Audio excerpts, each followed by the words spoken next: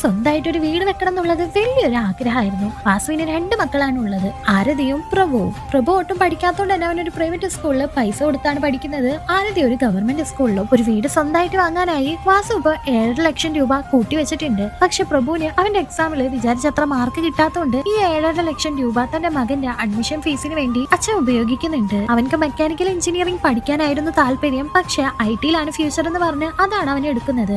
ആരതി ഇപ്പൊ നല്ല മാർക്കോടുകൂടി പാസ്സായെങ്കിലും അച്ഛന്റെ അമ്മയുടെയും ബുദ്ധിമുട്ട് നോക്കിക്കൊണ്ട് അവൾ കോളേജിലെ ഗവൺമെന്റിൽ തന്നെയാണ് പോകുന്നത്. പ്രഭുവിന് അങ്ങനെ ഫസ്റ്റ് സെമിസ്റ്ററിൽ അരിയർ കിട്ടുന്നുണ്ട്. പക്ഷെ അത് അവന്റെ അച്ഛനോട് പറയുന്നില്ല. കാരണം അച്ഛൻ 15 ലക്ഷത്തിന് വാങ്ങണമെന്ന് വിചാരിച്ച വില്ലക്ക് ഇപ്പോ 25 ലക്ഷം രൂപ ആയിട്ടുണ്ടായിരുന്നു. ആ ഒരു വിഷമത്തിലായിരുന്നു. അതുകൊണ്ട് തന്നെ പ്രഭു പാർട്ട് ടൈം ആയിട്ട് ജോലിക്ക് പോയി അവന്റെ അരിയർ ഫീസും ബുക്കിന്റെ ഫീസ് എല്ലാം അടയ്ക്കുന്നുണ്ട്. മകന്റെ ക്ഷീണം കണ്ട അച്ഛനും മനസ്സിലാവുന്നുണ്ടാവും ജോലിക്ക് പോകുന്നുണ്ടെന്ന്. അച്ഛൻ അത് വേണ്ട എന്ന് മകനോട് പറയുന്നുണ്ട്. അങ്ങനെ വീട് വാങ്ങാൻ വീണ്ടും പൈസ കൂട്ടി വെച്ച് വരുന്നുണ്ടെങ്കിലും വാസുവിന് ഒരു ദിവസം ഹാർട്ട് അറ്റാക്ക് വന്ന് സർജറി ചെയ്യേണ്ട ആവശ്യം വരാണ്. ആ പൈസ അങ്ങനെ പോകുന്നുണ്ട്. കമ്പ്യൂട്ടർ അറിയാത്തതുകൊണ്ട് തന്നെ വാസുവിന്റെ ജോലിയും പോകാണ്. ക്യാമ്പസ് ഇന്റർവ്യൂവിലും പ്രഭുവിന് ജോലി കിട്ടുന്നില്ല. അങ്ങനെ അവൻ കിട്ടിയ ജോലിക്ക് പോകുന്നുണ്ട്. ഒരു ദിവസം ഒരു ഇന്റർവ്യൂവിന് പോയി അവൻക്ക് IT ഫീൽഡിൽ തന്നെ ജോലി കിട്ടാണ്. ആരതിക്കും ഒരു നല്ല ജോലി കിട്ടുന്നുണ്ട്. രണ്ടുപേർക്കും ഇപ്പൊ ഹൗസ് ലോൺ പാസ് ആയിട്ടുണ്ട്.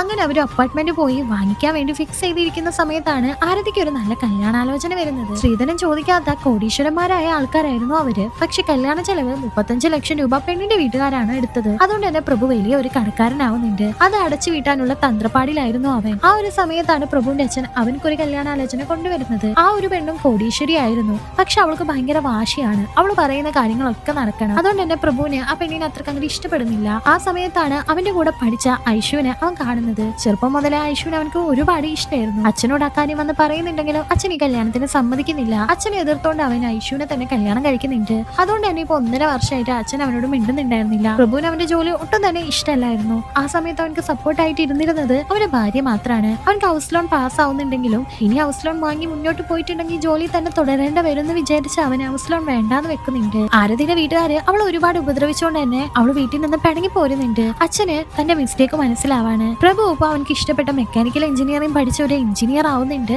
ആരതിയും ഡിവോഴ്സ് വാങ്ങി ഒരു നല്ല ജോലിക്ക് തന്നെ പോകുന്നുണ്ട്. അങ്ങനെ രണ്ടുപേരും സെറ്റിൽഡ് ആവാണ്. അച്ഛൻ ആഗ്രഹിച്ച പോലെ തന്നെ ആ ഒരു അപ്പാർട്ട്മെന്റ് 2 മക്കളും കൂടി അച്ഛന് വാങ്ങി കൊടുക്കുന്നുണ്ട്. ഈ ഒരു മൂവി ഡീറ്റെയിൽ വേർഷൻ കാണാനായിട്ട് താഴെയുള്ള പ്ലേ ബട്ടൺ ഒന്ന് ക്ലിക്ക് ചെയ്താൽ മതി.